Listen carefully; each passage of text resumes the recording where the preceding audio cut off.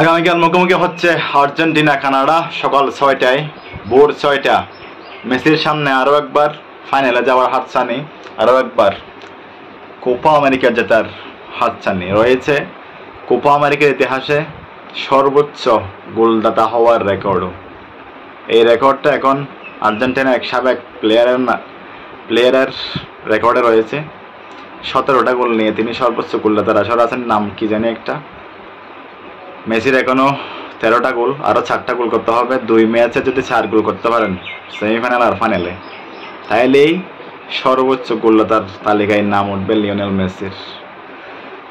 তো আগামীকাল একাদশে থাকবেন আনহেল ডি মারিয়া আর নাম্বার 9 হুলিয়ান আলভারেজ আর লিওনেল মেসি। অ্যাটাকিংয়ে থাকবেন এই 3 জন। সেটা আজকে সংবাদ সম্মেলনেই কনফার্ম করেছেন আর্জেন্টিনার কোচ লিওনেল স্ক্যালোনি। গত ম্যাচে ডি মারিয়া ছিলেন না, কিন্তু আগামীকালকার ম্যাচে 3 জন একসাথে স্টার্ট করবেন। আর গত ম্যাচে ইকুয়েডরের সাথে ম্যাচ দেখে আর্জেন্টিনার কোচের লিওনেল স্ক্যালোনির তেমন একটা ভালো লাগা নাই, পছন্দ হয় না খেলা। তাই তিনি বেশ কয়েকটা পরিবর্তন আনবেন একাদশে। 4-5টা পরিবর্তন হতে যাচ্ছে আগামীকাল। মন খুলে উপভোগ করুন আগামীকাল সকাল 6টা। শুভকামনা লিওনেল মেসি বাহিনী, আরও একবার কাপ উঁচিয়ে ধরবা এই কামনায় রইলাম।